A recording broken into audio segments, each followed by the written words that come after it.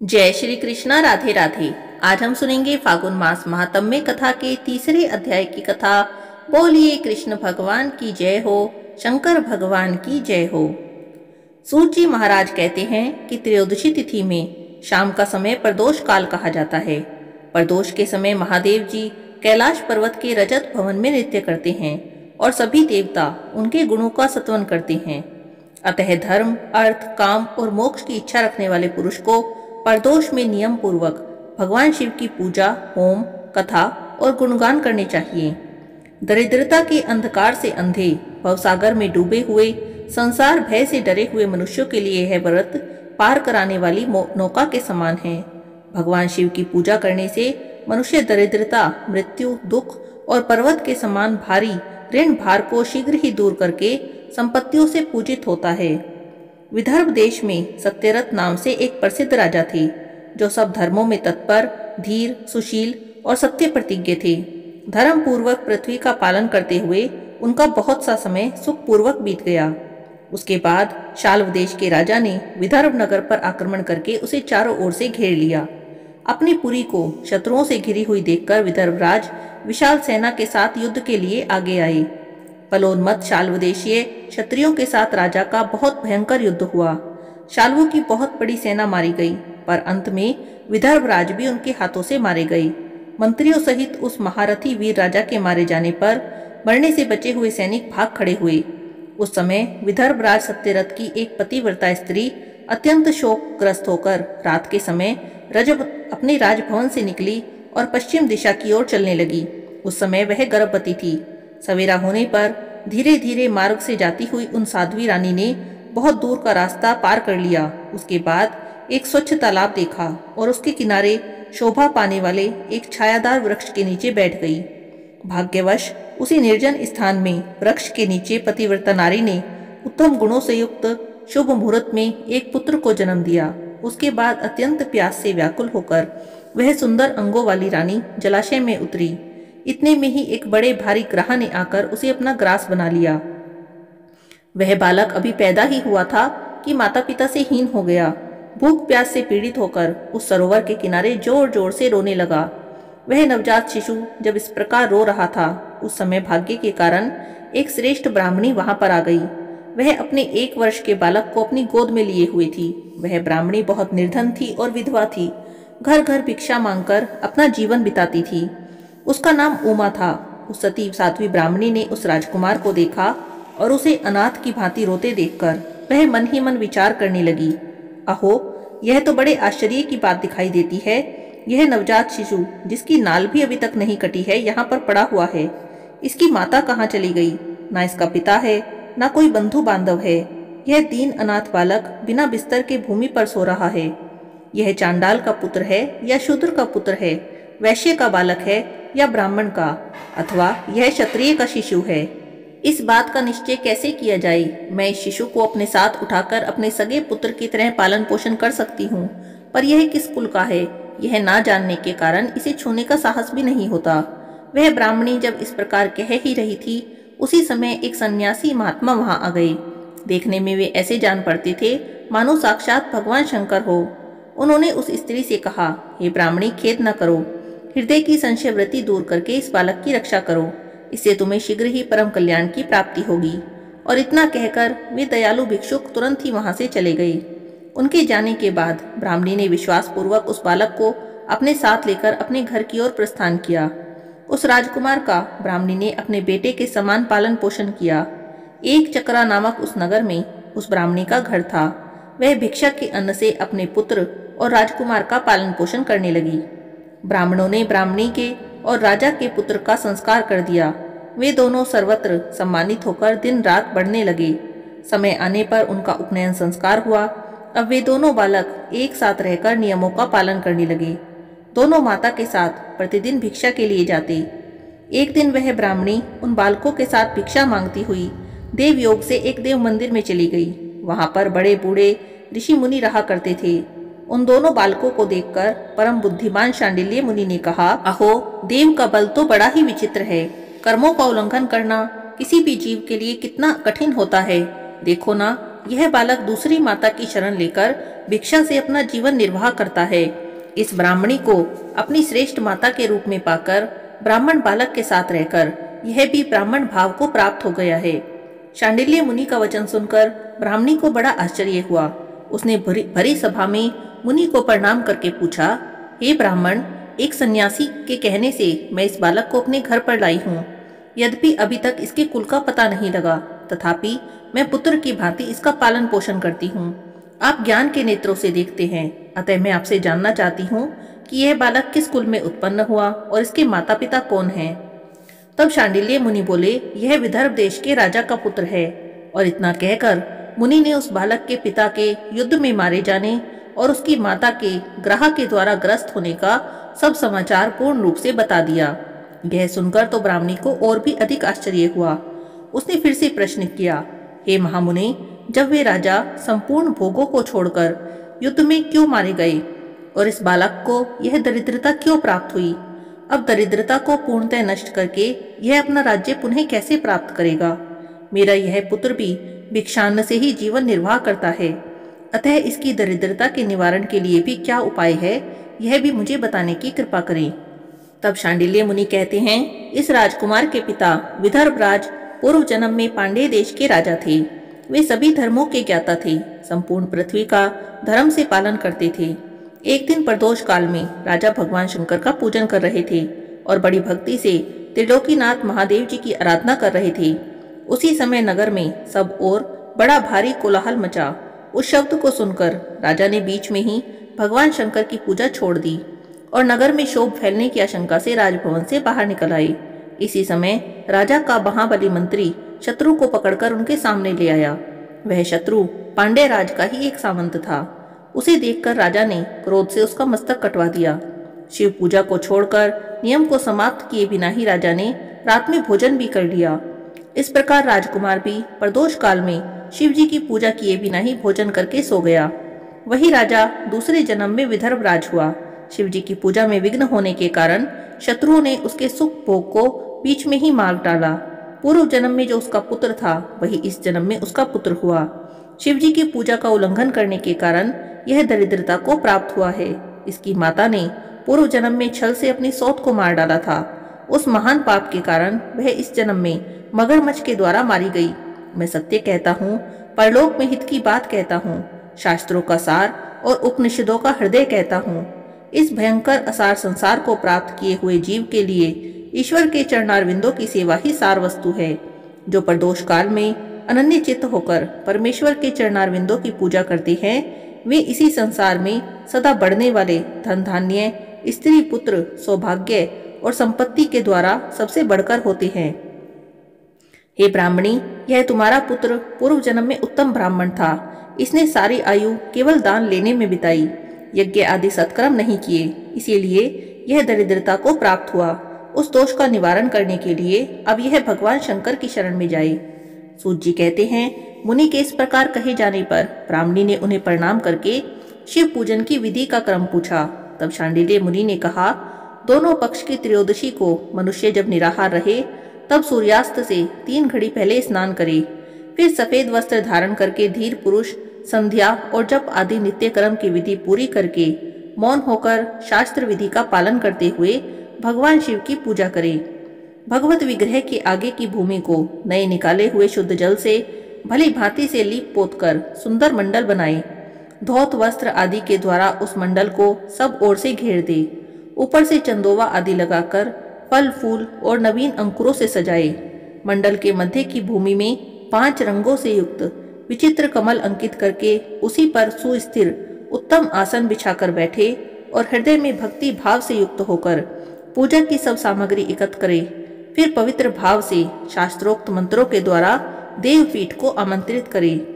उसके बाद क्रमशः आत्मशुद्धि, भूत शुद्धि आदि करके 3 प्राणायाम करे और उसके बाद बीजाक्षरों के द्वारा विधि पूर्वक मातृकान्यास करे और उसके बाद परा देवता का ध्यान करके मातृकान्यास की विधि पूरी करे। फिर परम शिव का ध्यान करके पीठ के वाम भाग में गुरु को प्रणाम करे। दक्षिण भाग में गणेश जी को मस्तक झुकाए। दोनों अंशों यानी कंधों और जांघों में धर्म आदि धर्म, ज्ञान, वैराग्य और ऐश्वर्य का न्यास करे। नाभि और पार्श्व भाव में अधर्म, अज्ञान, अवैराग्य और अनैश्वर्य का न्यास करे। उसके बाद हृदय में अनंत आदि का न्यास करके देवपीठ पर मंत्र का न्यास करे। आधार शक्ति से लेकर ज्ञानात्मा तक क्रमशः न्यास करके हृदय में एक कमल की भांति भावना करे। वह कमल 9 शक्तियों से युक्त और परम सुंदर हो। उसी कमल की कर्णिका में कोटि कोटि चंद्रमाओं के समान प्रकाशमान उमापति भगवान शिव का ध्यान करे। भगवान के 3 नेत्र हैं। मस्तक पर चंद्रमा का मुकुट शोभा पाता है। जटाजूट कुछ कुछ पीला हो गया है।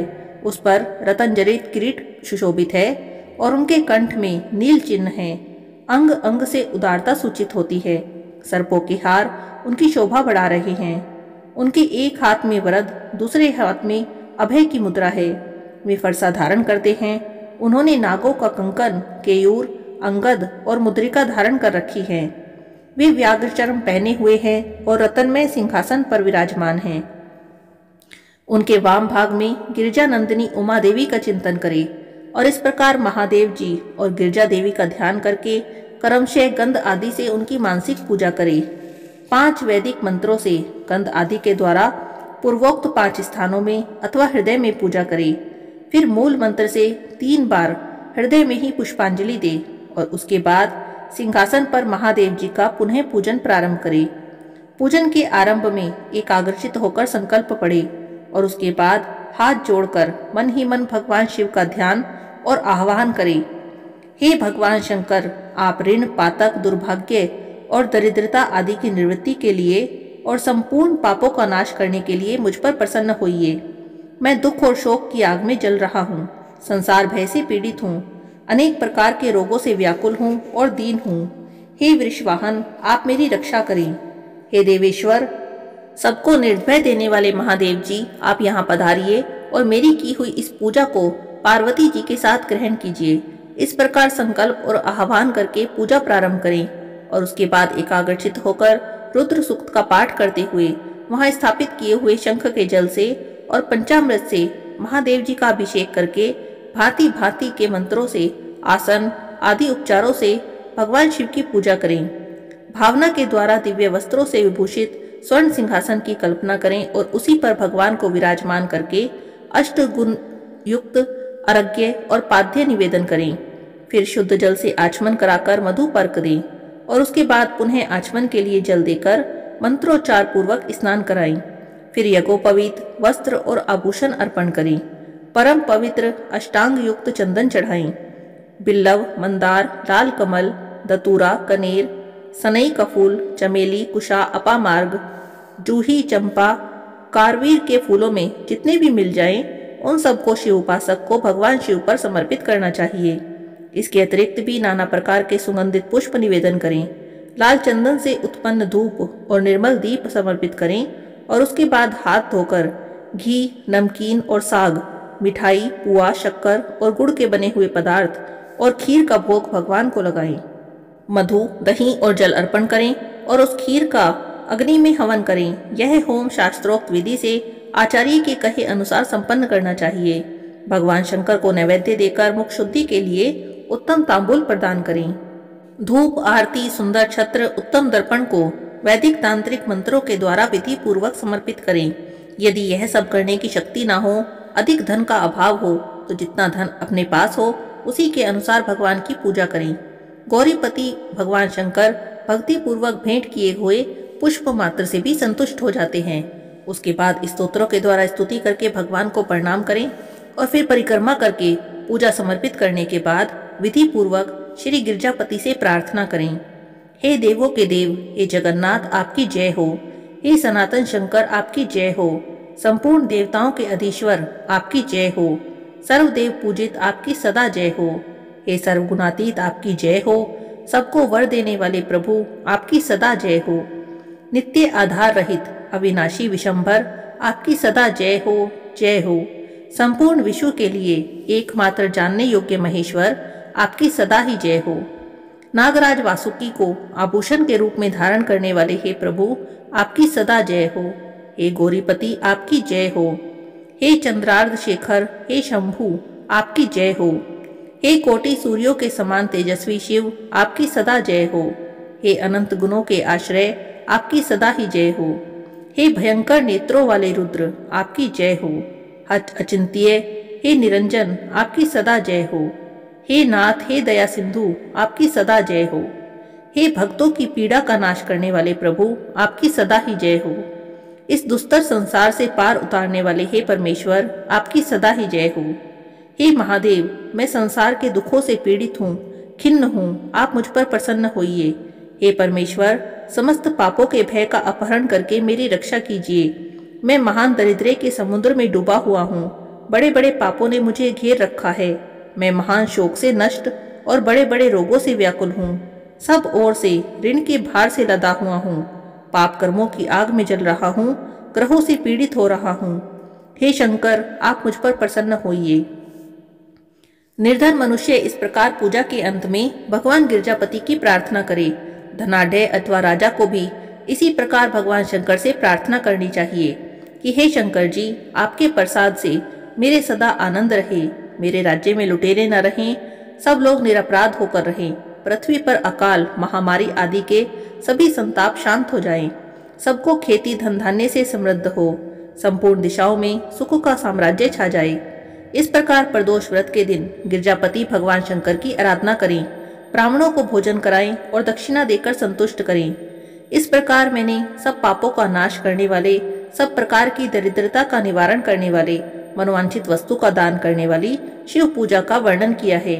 यह शिव पूजा शिव जी के द्रव्य का हरण करने के पाप को छोड़कर शेष सभी महापातकों और उपपातकों के महान समुदाय का नाश कर देती है।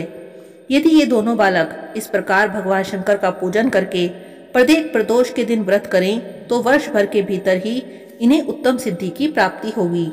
शांडिल्य मुनि का यह वचन सुनकर उस ब्राह्मणी ने दोनों बालकों के साथ मुनि के चरणों में प्रणाम किया और इस प्रकार कहा, हे भगवान, आज आपके दर्शन से मैं कृतार्थ हो गई।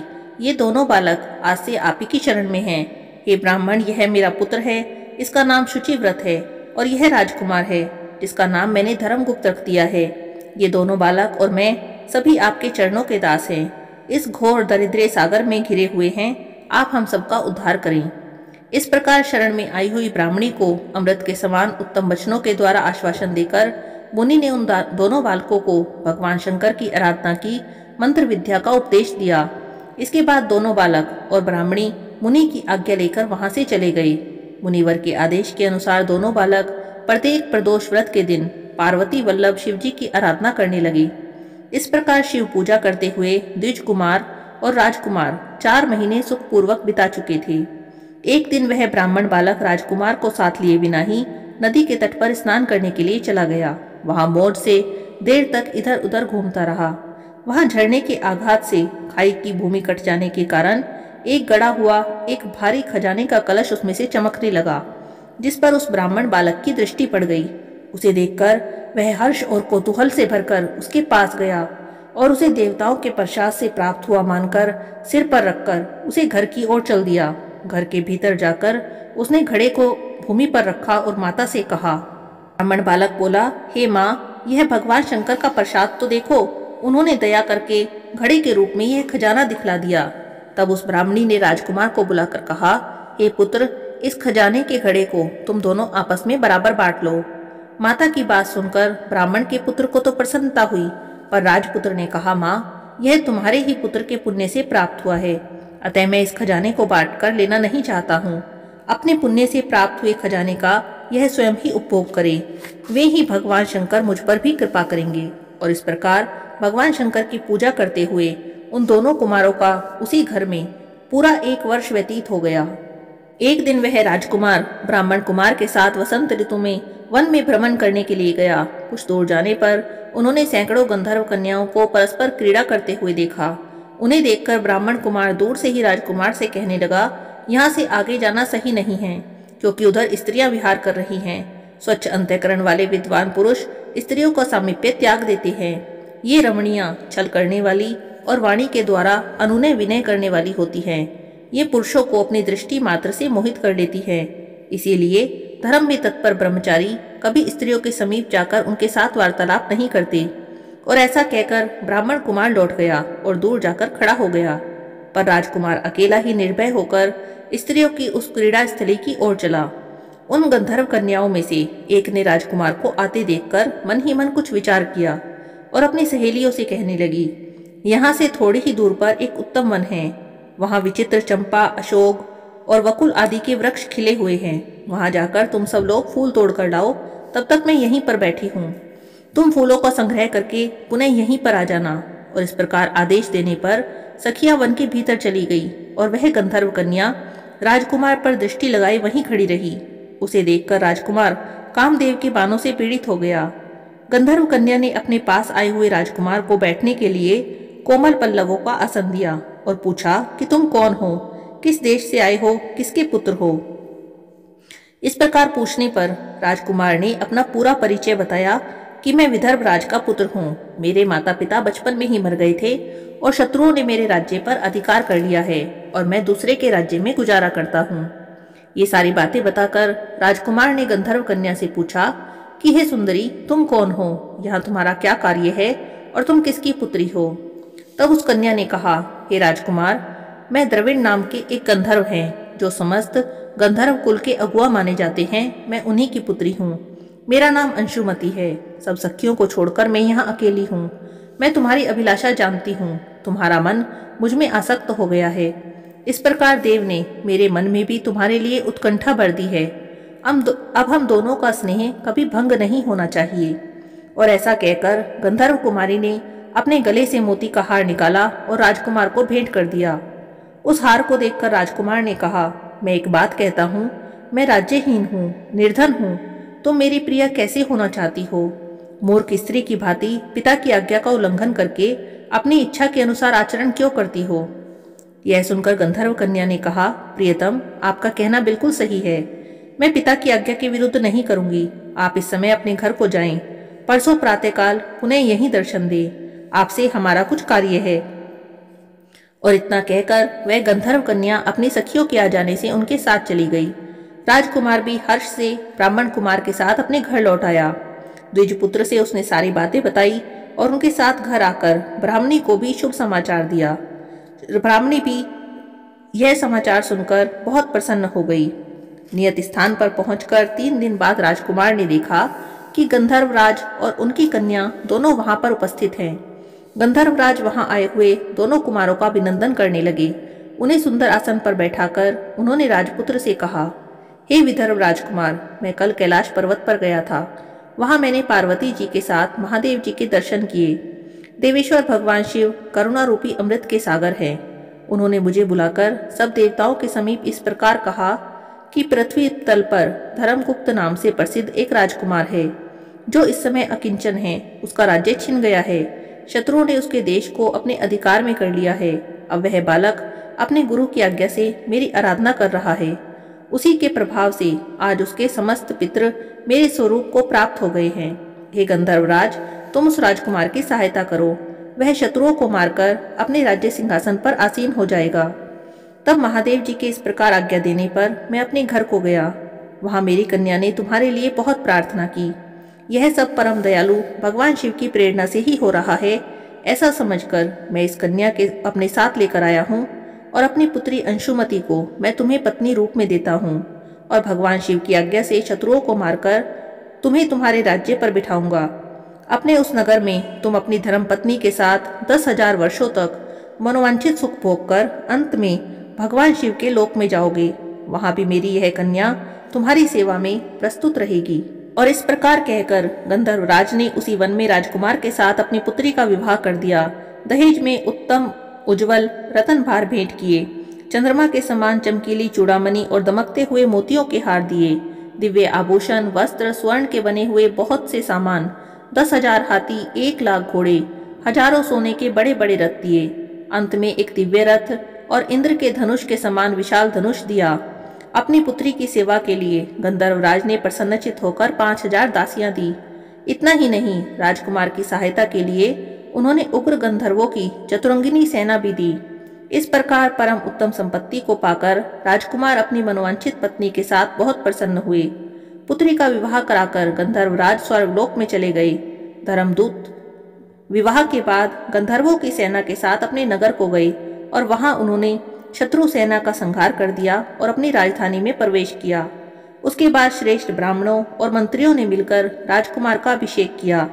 वे रतनमय सिंहासन पर आरूढ़ होकर अकंटक राज्य का उपभोग करने लगे। जिस ब्राह्मण पत्नी ने उनका पुत्र की भांति पालन किया था वह उनकी राजमाता हुई।